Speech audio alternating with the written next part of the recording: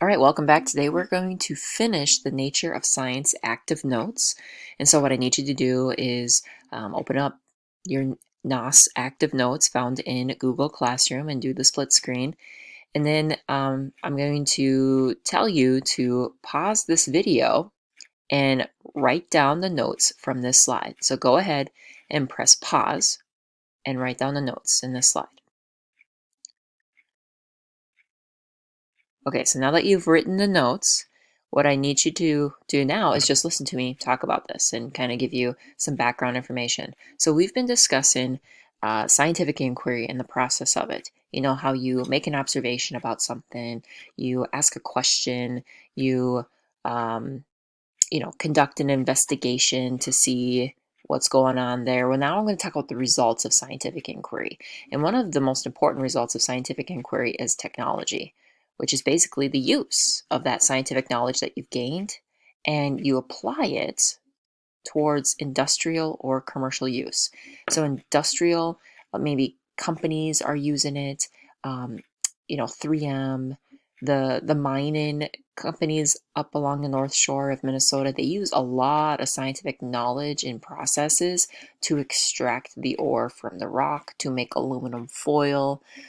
For commercial use, maybe they're selling this product, but whatever. The bottom line is it's being used, that knowledge is being used somewhere.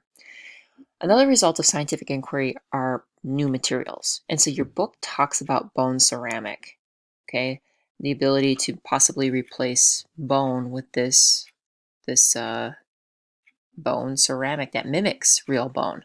I think I told you the story about my ACL and how they, use like biodegradable thread or string. The heart band-aid that's kind of in the early clinical trials. Another result of scientific inquiry is the possible explanations, okay? The answers of who or what, when, where, how questions. So like, figuring out the DNA at a crime scene to catch that bad guy or discovering a new species. When I was in college, I did actually a lot of research, and one of my research was looking at the circadian rhythm in cells. So the circadian rhythm is your biological clock. Basically, everyone's got a biological clock, and for the most part, it's pretty much the same. So, like, your coldest body temperature is around 5 a.m. Your first, I know this is gross, bowel movement tends to be somewhere in the morning, like 7:30.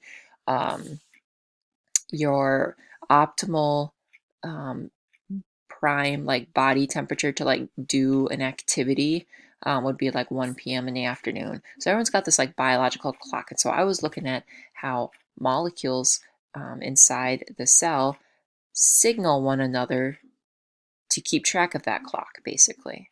So, yeah. All right, moving on. Okay. Now, if you do enough scientific inquiry, it may add evidence to a scientific theory. So now what I want you to do is hit pause so you can take the notes. So hit pause. Now hopefully you've taken the notes, okay? Like you've taken the notes down for the slide. You filled in V, 1, and 2. All right, V stands for 5.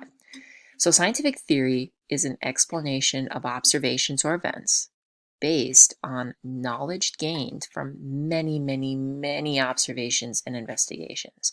So one scientific theory is called the cell theory, which we're going to learn about in chapter 1. And it states that all living things are made of cells. Cells are the building blocks of life, and that cells come from other cells. Until we come across an organism that is not made up of cells, this theory or that statement will hold. So far, every living thing on Earth is made up of cells. So theories explain how or why an event occurs. And so when we talk about the cell theory, we'll go on to say, we'll explain why living things are made up of cells, where those cells come from. Now, another aspect to any science are scientific laws. Laws describe a pattern or an event in nature that is always true. It doesn't explain anything, it just states that it will occur. And a lot of scientific laws tend to be mathematical expressions, but not always. Okay, so one example is the law of conservation of mass, which states that you can't create or destroy new mass. So, for example, if I take 5 grams of baking soda and I'll weigh out 5 grams of vinegar, even though I know it's a liquid. Okay, so I mix it together. How many grams do I have? 10 grams. Now, I may not have 5 grams of baking soda and 5 grams of vinegar, but the products that are produced from it should be 10 grams. It just might take a different form. So if you take baking soda and vinegar, this is your classic volcano experiment, you're going to produce foam. So gases are being escaped. You might produce a new solid. I'm trying to remember. I can't think of it. Maybe not. But really, your products for baking soda, vinegar experiment are water and CO2 and then some kind of sodium, like a salt. But the point is, whatever mass you start with in a chemical reaction, that's the mass you'll have on the product side, but it just might take a different form. So I have some statements here, and we're going to see if they are theory or law. Okay, and I'm not sure if you have this in your notes, but here we go. The sun rises in the east. Theory or law? All right, so the sun rises in the east. That is a theory because it's based on many, many observations. So, theory. Birds sing to attract mates. That is also a theory. There's lots of studies that go on about how birds select their mates during the mating season, and if birds don't quite sing right, then they don't really find a mate. Organisms change over time. This is also a theory. Okay, this is the theory of evolution, and we'll talk about that later on this year. Or evolution just means change over time. Objects fall toward Earth. That is a law. Okay, law of gravity. Living things are made of cells. That is a theory. Okay, that's the cell theory, which we'll talk about in chapter 1. The universe began 14 billion years ago with a massive expansion event. This is the Big Bang theory. Planets orbit the sun. This is a law. It's one of Kepler's planetary laws.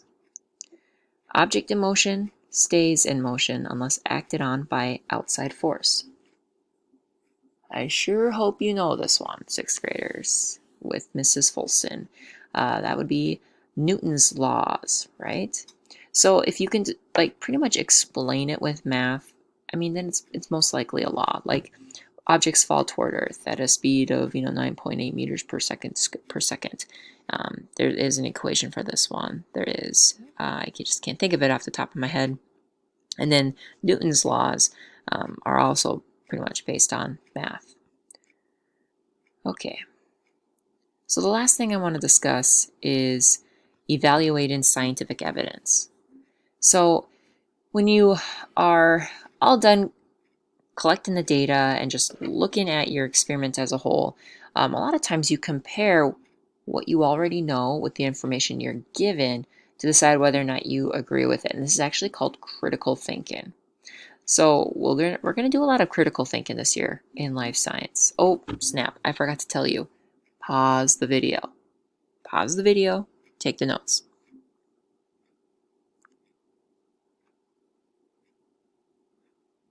All right, sorry about that. So you have the notes down. And I think, yes, this is it for your notes. So listen, and then there'll just be a question at the end. Okay, so critical thinking, comparing what you already know with the information you're given and decide whether or not you agree with it. And then the second thing is that when you do this, you want to try to minimize your bias. So bias means you tend to like favor something over another. And so in science, when we do experiments, we tend to do random samplings. Okay, we repeat the experiment multiple times. So like with our M&Ms, we probably didn't really do that great of a job because I just bought one bag of M&Ms. But if I bought like a giant bag of M&Ms for everybody in the class to count out, that would be pretty good repetition, right? Um, Sampling, maybe not just like buying all of them at Willie's, maybe traveling out further like Alexandria, Wapaton, just to get a good sampling because maybe those bags went to different areas. And then finally, blind studies. And that just means that you don't know if you're part of the experimental group or not.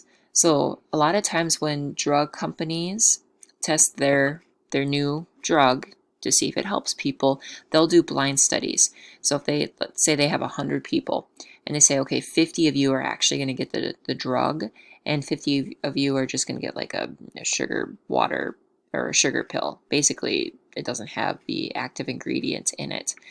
And then they, examine the people. They ask them, how do you feel?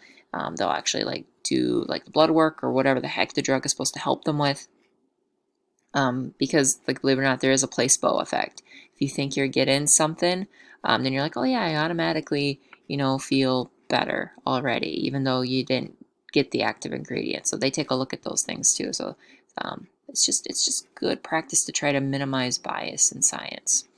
All right, so that does it for the nature of science. When we come back next week, we are going to start with chapter 1, looking at the characteristics of life, and just kind of jump really right into science, in my opinion anyways. So I hope you guys have a wonderful weekend, and I will see you